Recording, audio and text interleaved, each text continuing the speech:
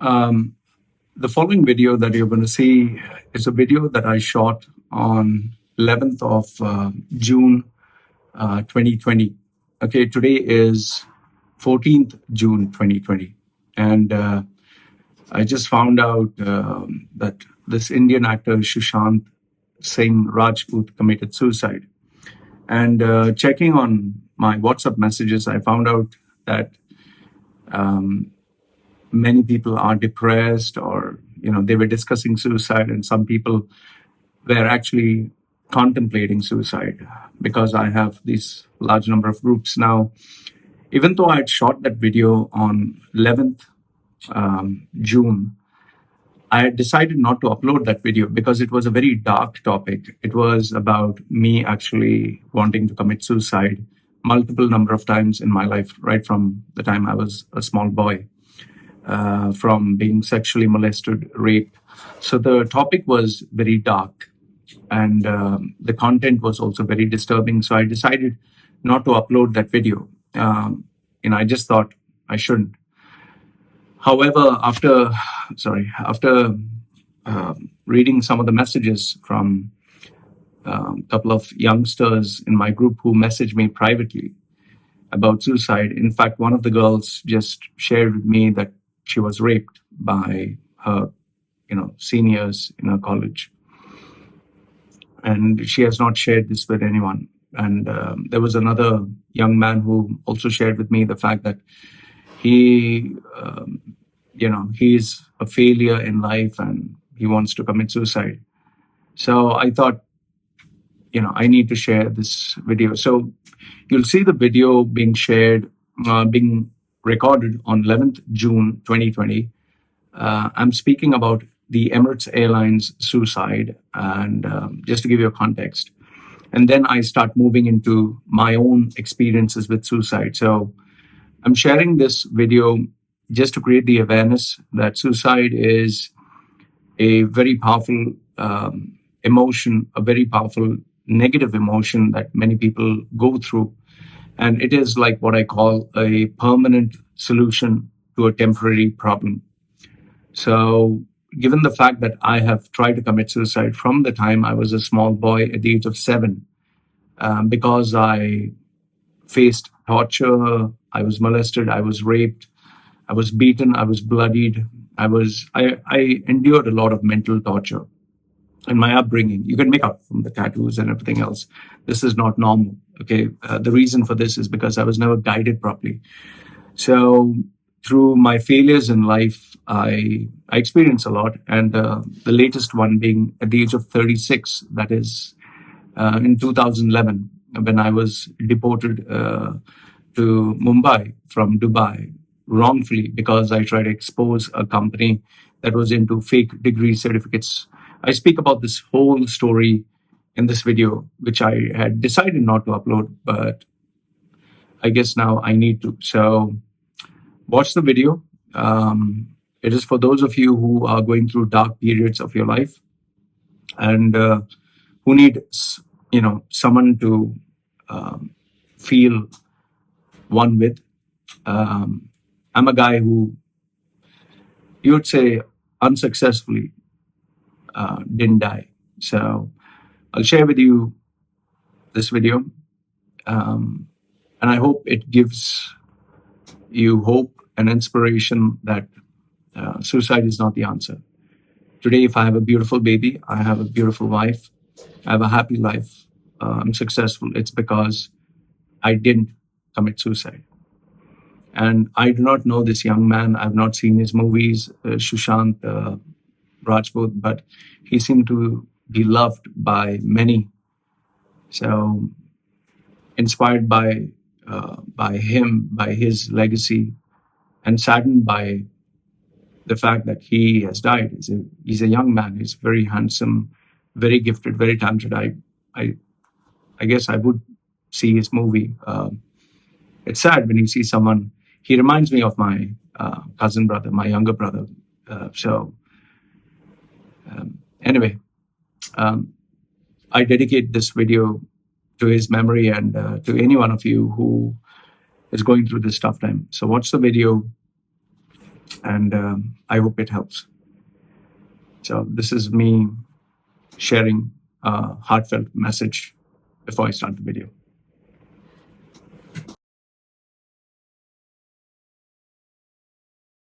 All right, today is 11th June 2020. It's a Thursday. I got up at around 4, I think 4:14 in the afternoon because I uploaded that video about Dubai. Some really crazy information that was given there, confidential stuff. And that was the information given by, it is the previous video before this, confidential information given by a friend of, of the ruling family of Sheikh Mohammed. So I have committed suicide. Now, there's a claim that it's a pilot and cabin crew. Then there is another claim that it's a pilot. Now, I don't want this video to be a kind of clickbait just to get views, because I'll tell you why. One is because this is a very sensitive topic, and a topic I know fully well about because I have tried to commit suicide before. When I was a small child, because of the beatings and the torture by my stepfather, he used to, when I was a small boy, like up to my knee, just imagine, so small. My stepfather used to beat me with a Arab's bamboo cane, a rubbery cane. He used to violently beat me for 1 hour or 1.5 hours. He would keep hitting me. I would just piss in my pants. I would like urinate. It was that much pain he would beat me with. And I remember seeing my skin, when you hit a rubber cane on the skin swells up and leaves a mark. And I so distinctly remember the mark. The mark is like, it's like a red mark. In the middle is white. And there's a thin line of blood coming out, So it's, I still remember the mark. So he used to beat me full body. My whole body used to beat violently. And blood used to come out, and I used to cry, I used to sob. And primarily he used to beat me because I didn't study, or I was not good at studies, or I was just hyper. I was just too hyper. Like my baby girl, I was too hyper. I didn't know it at that time. But after the age of 30, I found out I was a classic ADHD. So hyper kid, So anyway, back then there was no internet. Back then there was no ADHD wasn't invented, I guess, or discovered. So he used to beat me, and that was his way of disciplining me. And my mother, I don't know how a woman can allow a child to be beaten, her own child, to be beaten by her husband, second husband. So I can never figure that part out, but I guess that was her mindset to discipline me. And then in school also, they would tell the teachers, be strict with him, he's very mischievous. So the teachers had a field day, The teachers, many of them were not fit to be teachers. They also believed in physics, some of them, not all, okay? South Indian school. Those days, there was no code of conduct, or there were, teachers could abuse children. Okay, and on top of that, I was also sexually molested and raped by my own uncle. Okay, he sexually molested me and raped me multiple number of times, multiple. And I didn't know what the fuck was happening. When I told my mother and father, I opened up one day. My father and mother and all my fucking relatives, they were more like looking towards damage control. Don't tell anyone, Okay, we will see. I don't know, they didn't fucking do anything. I remember once I saw my uncle under the blanket with my small stepbrother. The minute I saw him there, I knew what was going on. I immediately pulled off the blanket, and I could see him without his lungi, that sarong.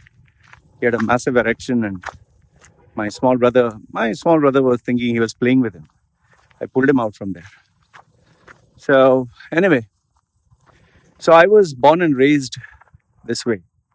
And I know some of you internet trolls will say, good, you deserve to be raped. I hope you get raped more.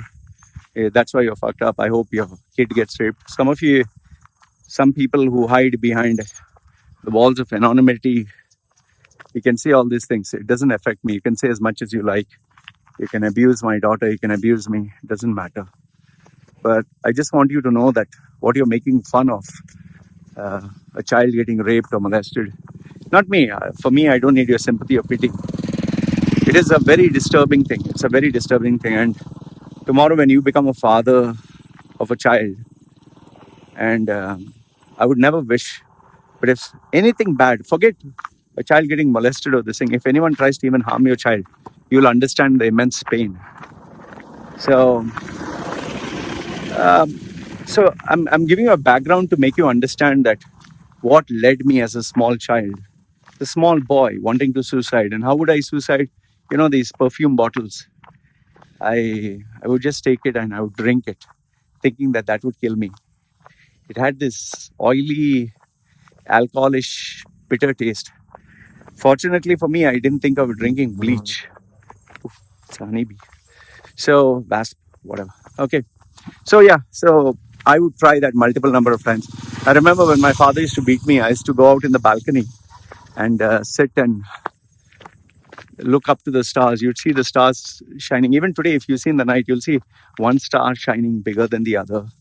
So I would think that that is Jesus, because as Christians, we have that media kind of Christianity where the Star of Bethlehem came and shone down.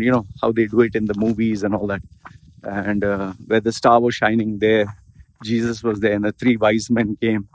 So I would always think that Jesus is in that star. So I'd look up to the stars and cry, Jesus, why you're letting me get beaten up so badly? I'd look up and I'd sob and I'd cry, because my father, after beating me, would throw me out in the balcony. And so I always wanted to die. I always told, please kill me, and I would cry. So imagine a 7-8-year-old boy, that is his mindset. As I grew up, I guess I was not afraid of death. I wanted to die. I was always looking forward to die. In fact, when I found out that Christians could get persecuted and die for Christ, that was my goal. I wanted to die. So anyway, life went on. Then obviously you forget about it. And then it came to the pivotal point in my life in 2011. That's why if you see my video, Loy Machedo 2011 suicide. And that was when I actually decided I'll kill myself. The reason being is the company that I was working for, I'll give you the name today, finally say it, Genius Group. Genius Group Global was the company I worked for. I still have the receipts with me. I still have the receipts. They're still based in Dubai. So I have the receipts, I have everything. They would give you, certificates, pieces of paper in alliances with the colleges in India, which didn't exist. They never existed. And they would offer fake degrees, fake degrees for, what do you call that? You can attest them. Like, you can get a fake degree from anywhere in India. I have the templates. I have the fake degree certificates. If anybody wants it, so I have sent it to newspapers. I send it to the CID. They didn't give a fuck. Nobody cared a damn. The CID himself of UAE told me, imagine, I'm giving the fake degrees, everything else, the template to the CID. Yeah. Huh? No. Walking. Thank you. Come. So,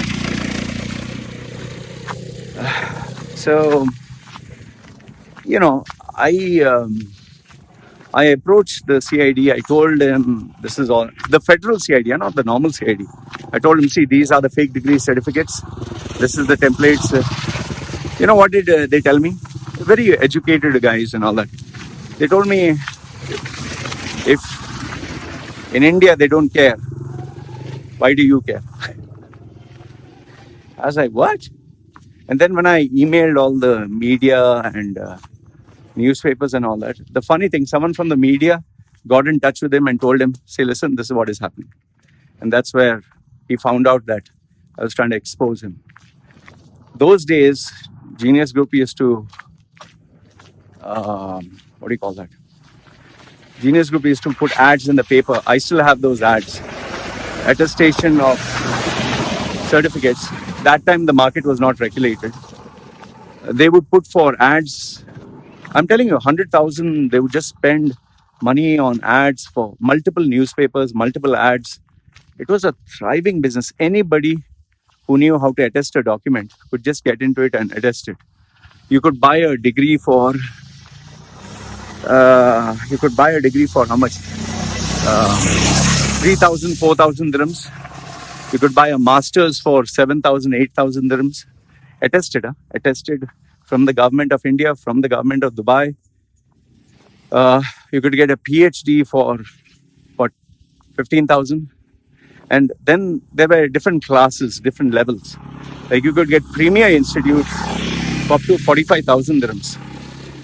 Now, the reason why people took those certificates is because the main reason why they took it is because to get promotion in their jobs.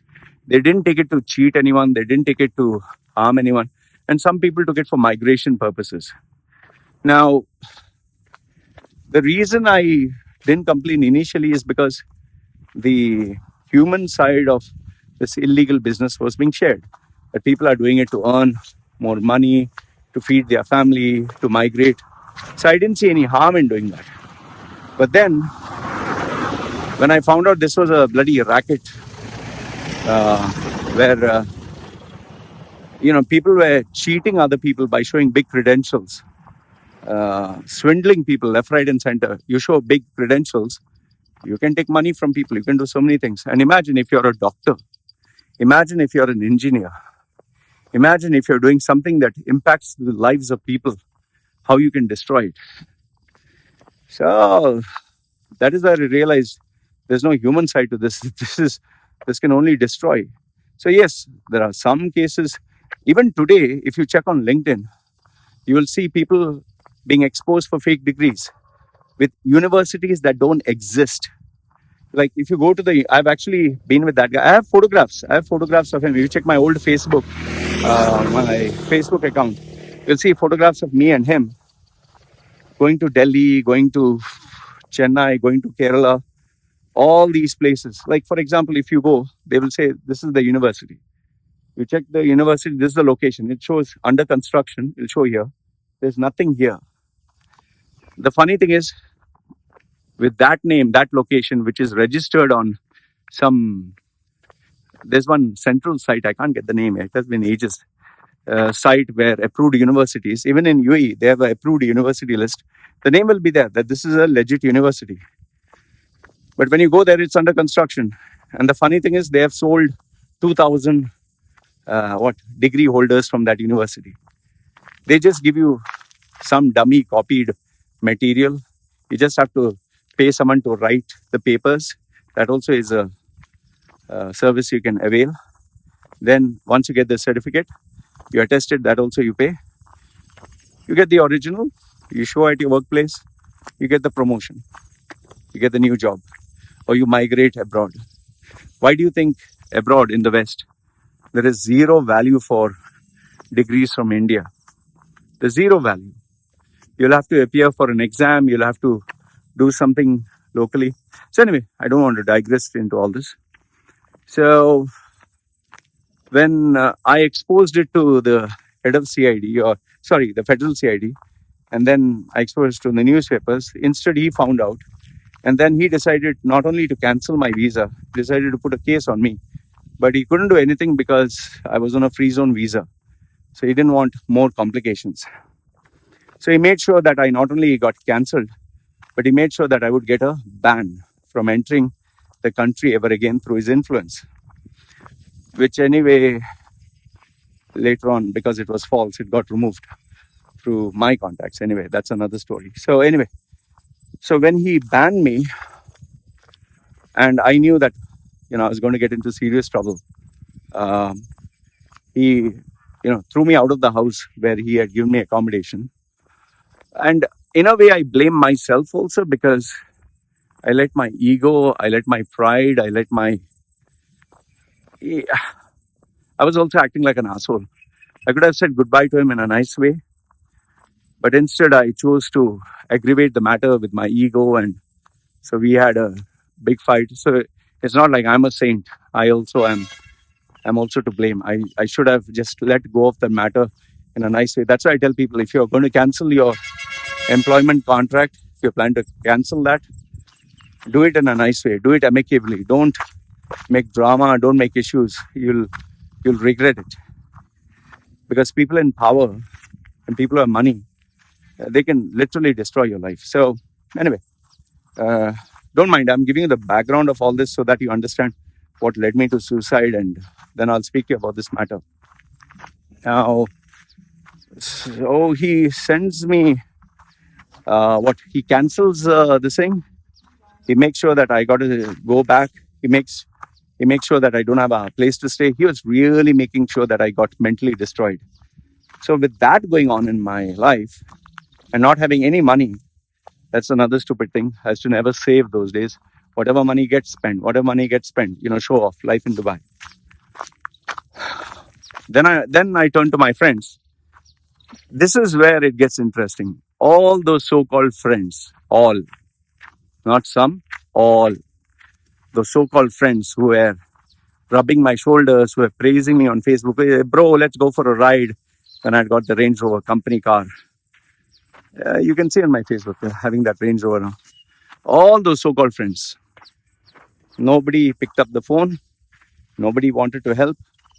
Nobody acknowledged my calls. So, and time was running out. I had, I think, few more days to leave the country. So none of them helped. My ex-girlfriends all vanished anyway. And then the last resort is when I called my own mother. My own mother, stepfather, asked them for help. And my mother initially said, okay, no problem, we'll see what we can do. Stepfather, he didn't talk much. He anyway doesn't talk to me. We don't talk to each other. And I had planned to go to Mumbai, okay?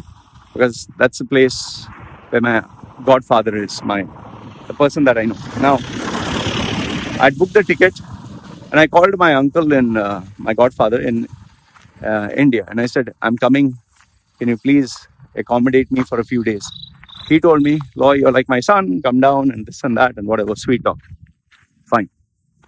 So then I spoke to my mother. I said, can you help me with something? She said she'll get back to me. So at least I had my mother and my godfather, my uncle.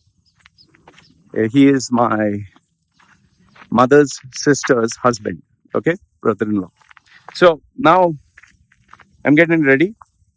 On the day I'm supposed to leave, on the day I'm supposed to fly down to India, I call my mother, Mom, can you help me out with some money? She tells me, I'm sorry, I can't help you. Then she started referring my brother. She said, I spoke to him. I spoke to, some bullshit she gave me. I can't remember what it was. And then before I know it, she just puts the phone down. I'm like, what? I call her up again. She doesn't pick up the phone. So in other words, my mother just slammed the phone on my face. I was like, okay. Imagine my state. I don't have a place to stay. I don't have food to eat. I don't have money. I'm going to be sent to India. My career is completely destroyed. And I'm going to be sent back. So what the fuck do I do? Okay, now. So I'm in a place where there's nothing. I've already lost hope. And then what I did is I called my uncle. That is my last hope. My uncle, who always told me that I was like his son and all that. The man who I always looked up to. He once wanted me to marry his own daughter. He loved me that much. I called him up, and I'll never forget the conversation. He said, do you think my house is some kind of fucking, orphanage for useless people like you? He was shouting at me. He was screaming on the phone. I think he was a little drunk and he was a little upset and hurt. And my what I realized was my mother had brainwashed him. My mother had told him, "Don't take him," or some shit like that. She must have told, "He will simply ruin your life. He'll not go. He's a bum," or whatever. And based on that influence, he told me invariably, "Fuck off." And I said, "You don't have to shout. You want to help? It's okay. I understand." And I just put the phone down. And I'll tell you, my head was, you feel your head being numb as if someone hit it with a hockey stick. I was feeling like ants were just, like you get that numbness. My hands were slightly shivering. I was feeling like numb. I don't remember what happened after that. It was a total blank out. Huh? Just imagine your mother betrayed you. Then the last resort betrayed you and you don't have anyone. I was going through such a bad frame of mind, and it was such a bad frame of mind now. I was in a shock. I didn't know what the fuck to do. And when you're in that state, it's a very dangerous state. Very, very dangerous. And I'll tell you why. Because as I went back to a small room where my friend had taken an apartment, he had paid for a month just for me to stay there in that empty place. As I was there, sitting in that whole place alone, there's nothing there, no furniture, nothing. So I was just sitting there. I'll tell you, I came to the part where I was even ready to take a knife and stab someone. It's a very dangerous frame of mind, very dangerous when you're going through that. So when that guy wanted to get me escorted me to the airport or whatever, instead of he coming, because he knew that it can get really dangerous and ugly, he sent his wife and he sent around 15, 20 guys, okay, workers of his, people who I knew. Now, that time I was in a cool frame of mind. I was not going to do anything violent or anything. But anyway, he sent his wife, he sent his people, sign whatever documents, and we had to go on a particular day. On that day, they leave me at the airport. They have a CID, they have a cop guy, whatever. I'll tell you, I felt like a prisoner. And they made sure that I was handed over to the immigration and bye-bye. Okay. So after I landed in India, Mumbai, for those of you who know me from that time, would know that this unknown guy, his name is Hitesh Soni, who was a friend of mine on Facebook. I didn't know who he is. He said hi to me and he offered me money. I'll tell you, that was a lifesaver. Huh? But even at that time, my main objective or agenda was, I don't know, either to kill someone or to be killed.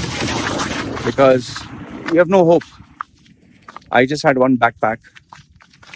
And I'll tell you, the video that I shot 2011, Suicide, was when just before I got robbed. I nearly got robbed by two guys in a taxi who were supposed to take me to a railway station but ended up taking me somewhere fucking far, and they wanted to, I don't know, rob me. They took me to a dark alley, parked the car.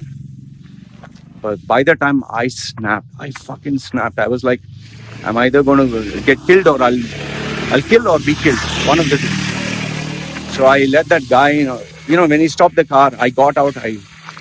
It was totally dark, man, fucking dark. I don't know where the fuck he took me.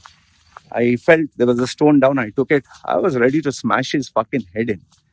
When he saw how aggressive I was, I don't know whether he had a knife in his hand. It was too dark to see. He signaled to his guy and before you know it, one rickshaw came there, and I went towards the rickshaw and I said, I'll pay you, 1,000 rupees or something. Take me to this thing. They were shouting and I know something happened and they spoke to each other. He said he has to pay me money. I said, no, fuck you, this, that. And so rickshaw guy took me. They followed, but after that they left. And they saw near the railway station, there were 2-3 police constables. Okay. So I know, sounds like a Hollywood movie, but this is what it was. That's where, from there on, you see the video of me. And that whole video was, I thought that would be my final vlog before I kill myself. Every single day, that vlog that you see The agenda was, I'm going to kill myself. Whether it was jumping in front of the train, whether it was going to hang myself on the ceiling fan in the hotel room when I was staying alone, whether it was just cut my wrist, stab myself in the neck. These thoughts every single day were crossing my mind. And why do these thoughts occur? Why do we think like this? Because we have lost all hope. We don't know if there is a future. We don't have any reason to live for. We have lost the very meaning of our existence. It's a very dark place. It's a very, very dark place. And I was going through all these thoughts. Now, with these guys from Emirates Airlines who want to, who, I don't know. See, first and foremost is I do not have any official information from someone who personally knows these people. It's through the grapevine that I've heard it.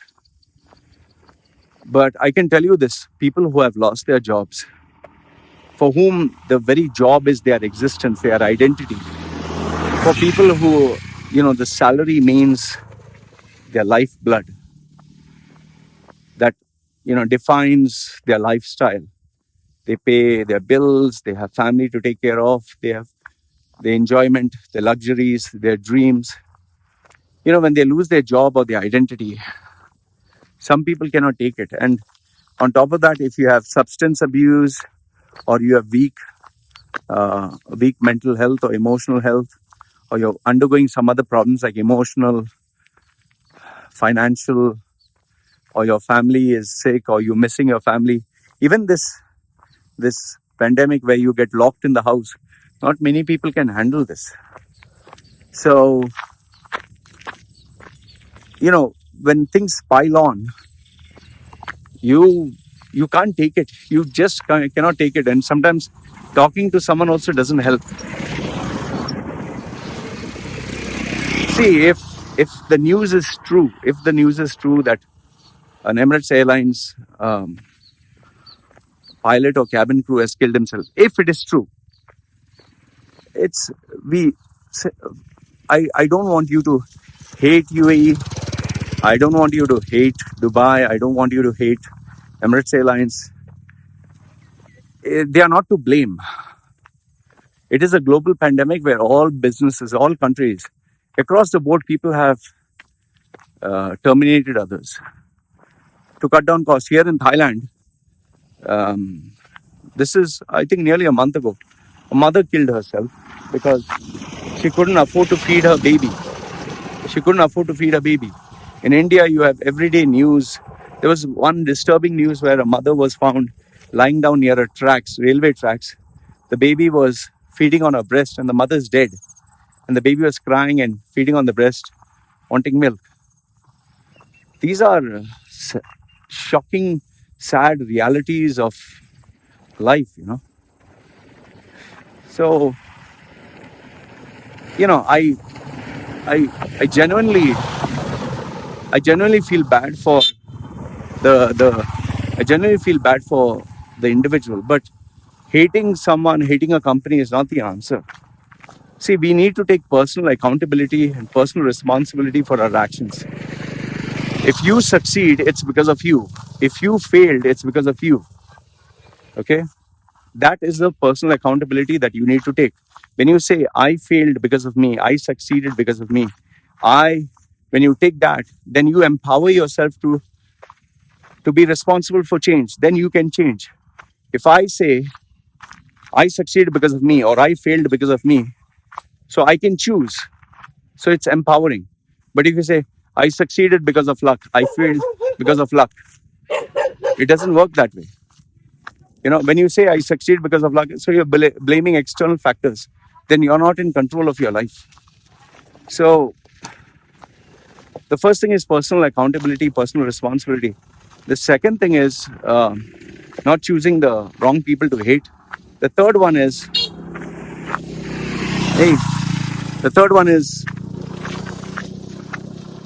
if you are going through a mental or emotional breakdown. See, I'm not a expert on mental health. I'm not an expert on emotional health. I'm not an expert on suicide coaching, against suicide coaching counseling.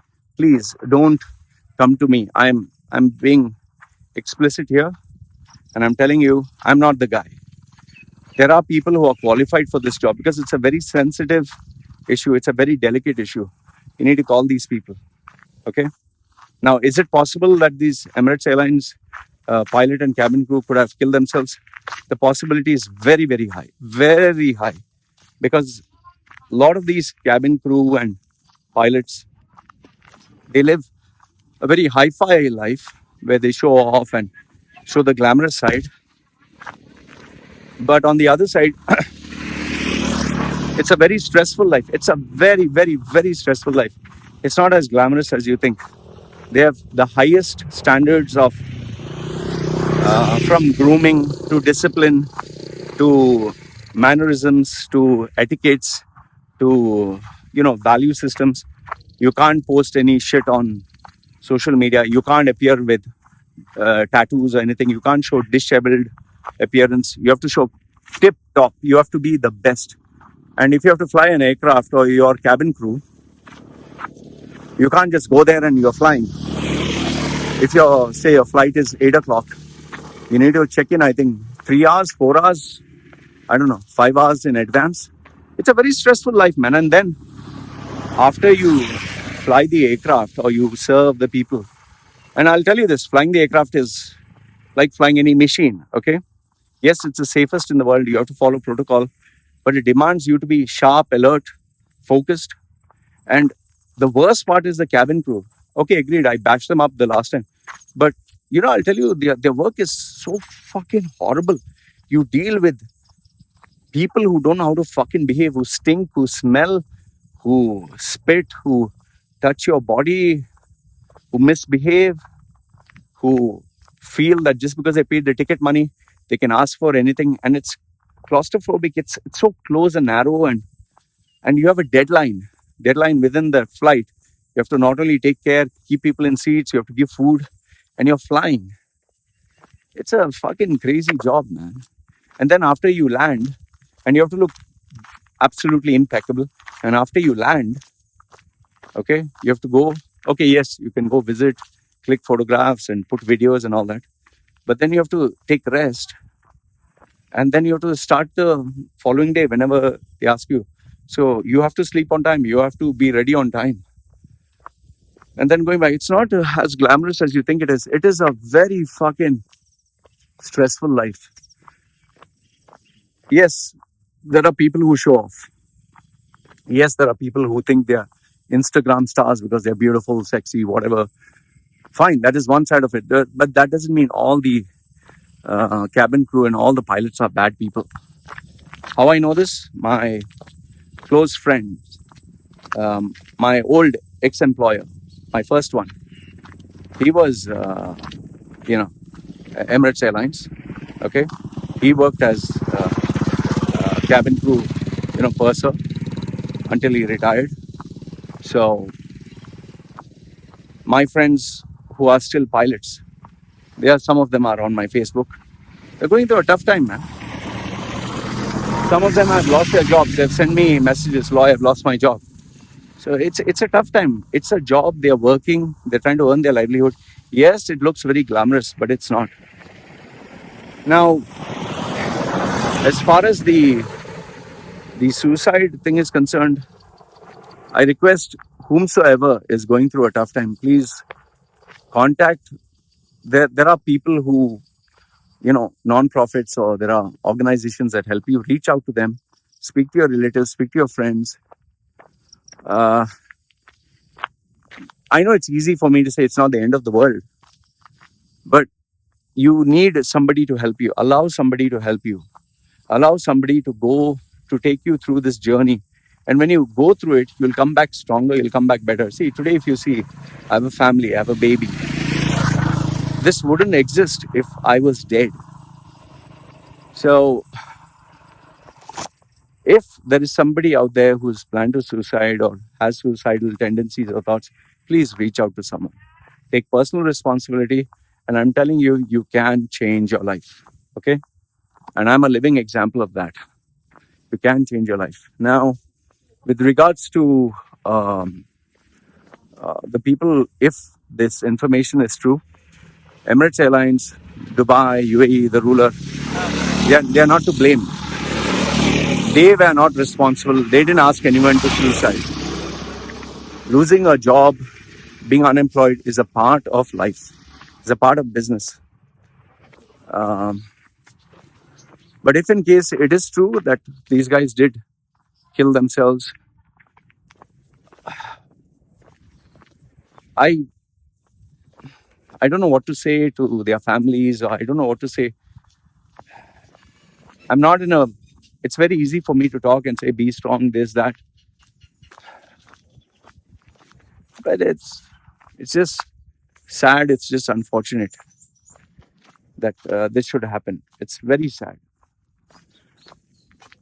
I see. The thing is, if you ask Emirates Airlines or you ask any company, anyone to compensate, then people will actually use that as leverage to, someone who's going through a tough time, who's emotionally or mentally unstable, or he'll say, okay, my family will get money, I'll kill myself and sacrifice myself for the family. So the problem is people's minds work in funny ways. So if this information is true, I just request you all to be very supportive. Please don't put any rude comments, because you never know, maybe someone of the family will be reading it. Let's be respectful towards their family. Let's not bash them up. You can bash me up, okay? I'm pretty okay with that. You can bash me up. You can say I deserve to be raped as a child. You can talk bad about my kid and my wife. That's okay. For me, it doesn't matter. I don't get affected. But for these people who are going through tough times, these pilots and cabin crew, let's not. They're going through a tough time as it is. They're going through enough. Let's not make life more miserable for them. And whomsoever is going through unemployment or losing their job or whatever, please be strong. Please be strong. I'm sorry I can't offer you free services, because I get inundated with too many requests. I have a family to feed. I have my expenses and bills to pay. I'm not a charity organization. I cannot. I can consider offering my services for a slightly lower price for special one-to-one cases. But someone who's earning like $20,000 a month, you tell me you can't afford. Sorry, you're fucking stupid. So anyway, guys, this is what I wanted to share with you. I'm, I don't believe in God and all that stuff. So I'm not going to say pray to God and this and that. But you seriously need to pull yourself together. Tough times will come. They come and they go. But you need to pull yourself together, and we need to, we need to get through this. So this is what I had to say. Please let me know your thoughts down below. If any one of you has any information with regards to this cabin crew or this pilot killed himself, let me know. I'll share with you whatever I do have, and let's keep it respectful. We don't have to hate the country, whether it's Dubai, whether it's UAE, whether it's a ruler, whether it's Emirates Airlines. It's happening across the world. Every airline, every country, every business. And they cannot be blamed for the actions of somebody else. So when I tried to suicide, it was me. My actions, my thoughts, my intentions. So, and like I've told you, I'm not qualified for counseling in suicide related cases. But if you do need assistance and you send me an email, I'll see whom I can forward it to. And if any one of you specializes in suicide or counseling, please send me your details privately so I can forward it to whomsoever asks. And if any one of you is going through unemployment or anything, I've told you, send your CV, get in touch with me. I'm not, you know, if I can do something for free, I will say yes. But if I cannot, if you want my personal service, I have a family to feed, I have expenses, I will charge you. I like to be as transparent as possible. So these are my thoughts and comments. Let me know what do you think. This is me signing off for now. Take care.